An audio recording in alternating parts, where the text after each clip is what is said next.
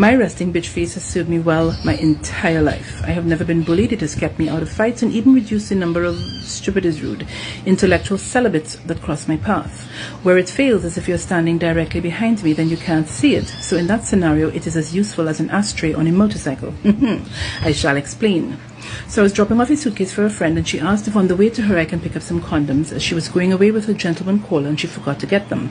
I said sure, no problem, since I needed to restock migraine medication. I personally do not suffer from migraines, but I have friends that do, so I like to keep it on hand. While there, I saw that they also sold duct tape, and since that furry termite masquerading as a dog destroyed the roll I have at home, I thought I would get that as well. And yes, I am aware duct tapes, condoms, and painkillers are an odd combination of things to buy, but I digress. So I'm heading towards the cashier, followed by a huge behemoth of a man holding a basket full of things. When I get to her, she says, "Can you hold on for a moment, please?" I'm like, "Sure, no problem. You do you, boo-boo." While I was waiting, I was absent-mindedly twirling a pack of condoms on the counter. Imagine my horror then when the Sasquatch behind me suddenly goes, No, Reds, what is you doing buying condoms?" For a moment, I thought I was having a long overdue psychotic break, my brain even rationalizing, well, you're in the right place for it, because surely here they have the drugs to medicate you. I then realized I was not, in fact, losing my mind, just dealing with a village idiot in overalls. I turned around to face him, and on encountering his navel, he was huge, tilted my head all the way back to look at him in his face and go, "Are you serious?" "Yes, I'm serious. Is the man who's supposed to buy condoms. Where your man, he can't be buying them for you." In his righteous indignation, he was speaking with considerable volume, and in the confines of the pharmacy, his voice carried like a public address system. Everyone stopped what they were doing to turn and stare at us. Everyone. Now, I have no problems buying condoms. I've done so before, and I will do so again. But having said that, I still don't need some dusty Neanderthal shit for brains alerting a crowd of strangers that I was buying condoms, thus likely to be bumping uglies in the near future. Still glaring at him, getting a crick in my neck, I said, "What century do you think we are living in? Are you saying that I should leave my health and safety in the hands of some hole of an ass like you who doesn't have the decency or delicacy to mind his own business?"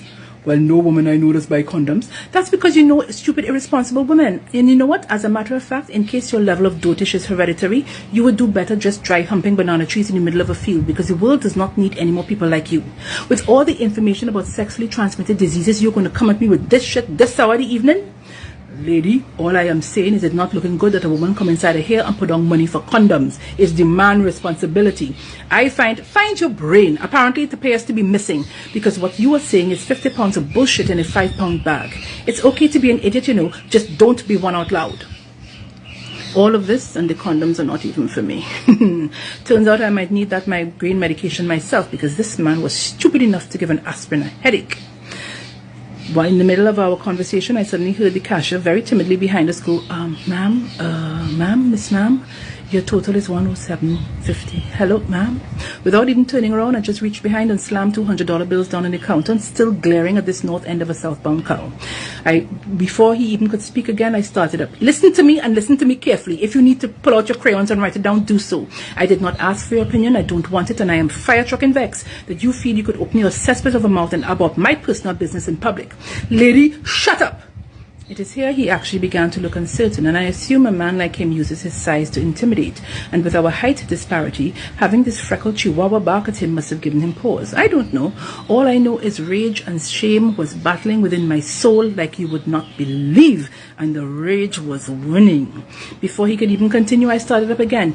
"Let's mark my face and mark it well. If you ever see me again, so help whatever God you pray to, you better ignore me. Do you understand me? Ignore me like you ignore common sense." "Lady, am I using too many syllables?" All right.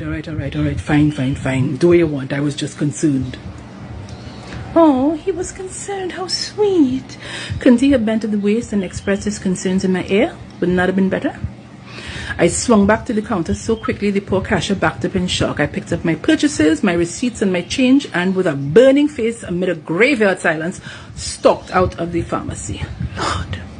So, beautiful people, what I want to say, never, ever, ever let some lowest common denominator try and shame you in not looking after your own safety, whether it be physical, emotional, psychological, or sexual. Always safety first. You hear what I'm telling you? Good. Enjoy your day. Please and thanks.